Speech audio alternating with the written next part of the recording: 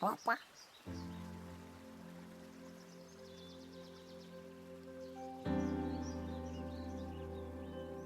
つためにもルカリオもっと強くなんないと。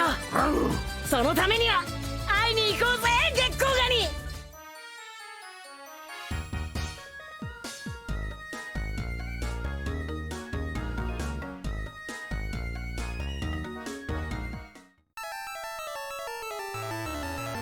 Hey everyone, it's Mark. This is my recap for Pokémon Journeys episode 107, Help Us Big Brother Yamper. This was the 1192nd episode of the Pokemon anime, and it was all about a nice, calm day at the Cerise Park. Thankfully, I have a lot more to talk about than just that. Let's get into it.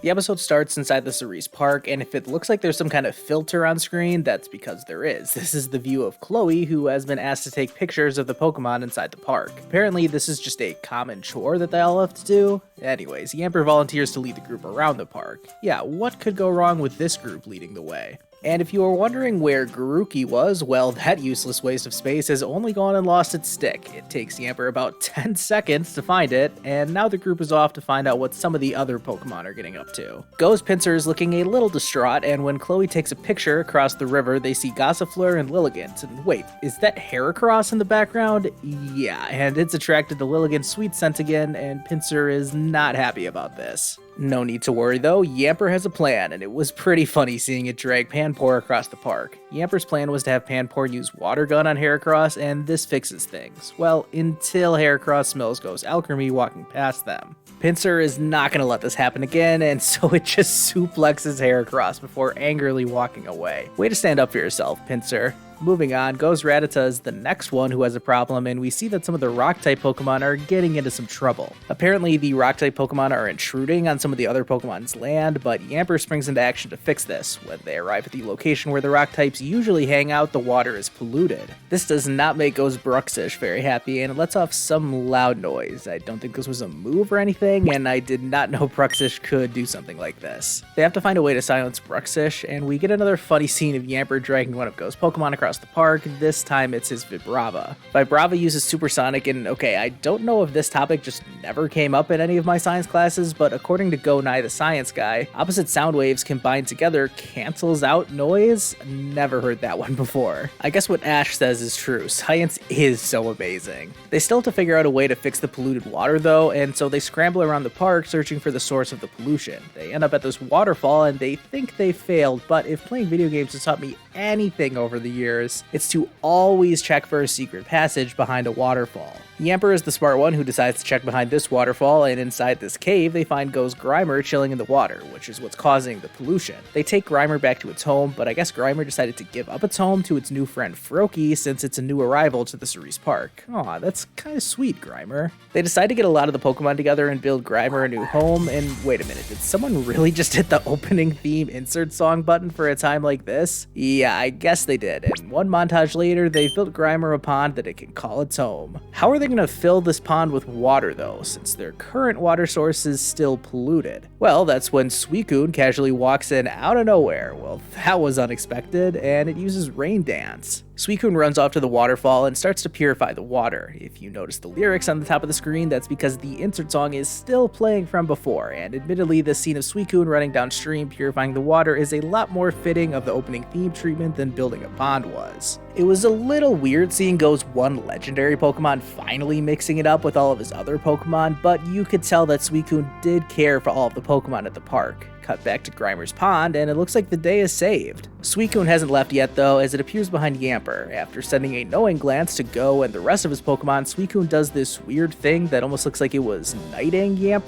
or something like that. I don't know, but Suicune was definitely acknowledging Yamper for all the hard work it's been doing around here. After that, Suicune climbs back up to the top of that cliff, and the last we see of Suicune is the shot of it watching over the park, before it disperses all of the rain and vanishes without anyone seeing it, leaving only a rainbow behind. Now that everything is back to normal, they head back towards the lab and thank Yamper for all of its hard work. And wait, What is going on now? Ash is getting a battle notification? I did not see this coming. His next opponent is going to be Raihan, and this is a big one. It's a promotion match, which I guess is the term for a battle between the 8th and 9th ranked competitors of the World Coronation Series. And if the 9th ranked competitor wins, that's how they earn their way into the Master class. As you can probably imagine, Ash is pretty fired up, and the episode ends with everyone looking forward to Ash's next battle.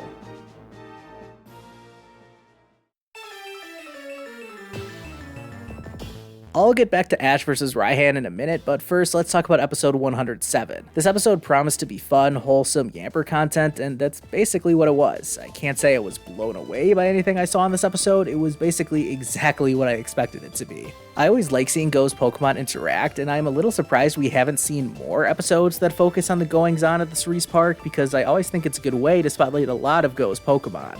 Of course, the only one of Go's Pokemon that is really getting any headlines in this episode would be Suicune, and it did feel weird to see it again, 54 episodes after Go caught it. I don't know, I want to see how the rest of Journeys plays out before I can say this for sure, but as of right now, I'm pretty underwhelmed and disappointed with how Go's Suicune has been used in the show. I did like its appearance in this episode, I liked how it saved the day and purified the water, and it was cool to see Suicune helping the rest of Go's Pokemon in a time of need. But for this to be Suicune's only appearance since it's been caught, yeah, I don't know if I like that so much. Anyway, seeing Yamper always puts a smile on my face, and I especially like the moments when Yamper would drag one of Go's other Pokemon around to help it fix whatever problem may be going on. Yamper playing a similar role to what Ash's Bulbasaur does in Oak's lab is pretty cool, and if Yamper is happy, then I'm happy. With all of that said, I have to give this episode a rating, and to sum it up, I definitely enjoyed this wholesome episode. The tease of Ash vs. Raihan was really cool, and that along with Suicune's return gives it a bump up from any run-of-the-mill episode, and so I think I'm gonna land on a 6.5 out of 10 rating for episode 107. Speaking of Ash vs. Raihan, they did put out a special preview for Ash and Raihan's battle. A little strange if you ask me, I was not expecting this, but clearly they are going all in on hyping up the climax of Pokemon Journeys, and Ash's promotion match is going to be a big part of that. I don't know if I need to break down literally everything that happened in this preview, it's pretty self-explanatory and only 55 seconds long. Ash and Lucario having such an important battle at Hammerlock Stadium is a nice touch since that's where Riolu evolved into Lucario back during the Darkest Day arc.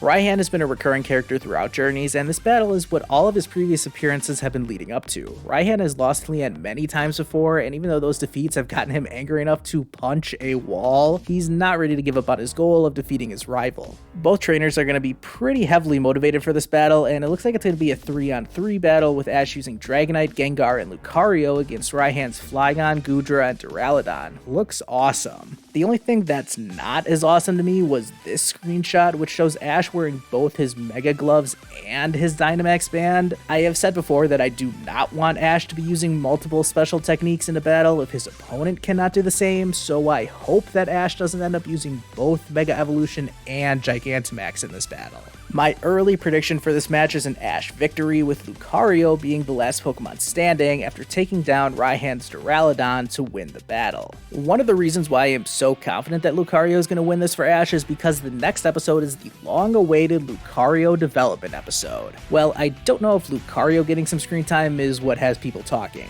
In reality, everyone is excited because Ash is headed to Kalos to meet up with Greninja, and it looks like Greninja is still busy fighting against the evil roots of the giant rock. Kind of surprising that they still exist, but alright. It's even more surprising to me that Ash specifically wants to seek out Greninja in order to help train Lucario, but hey, I'm not complaining. I will probably make another video at some point this week talking more about Greninja's return because, well, I have to capitalize on the Greninja hype as any good Pokemon anime YouTuber should. Another video I plan on posting in the next couple of days is a top 10 list about the episodes that have had the biggest influence on the entire Pokemon anime, so make sure you're subscribed so you don't miss that one. I wanted to give a special shout out to everyone over on my Discord server. I've just had so much fun on there this past week. From the Fire Red race, which I won, by the way, thank you very much, to the hilarious games of Gartic Phone and Scribble.io that we've been playing together. It's just put me in a really good mood this week interacting with you guys. Anyways, enough about that. You can click on the link in the description to join my server if you want. Thank you all so much for watching this video. Make sure you hit like and subscribe if you haven't already, and I'll see you guys next time.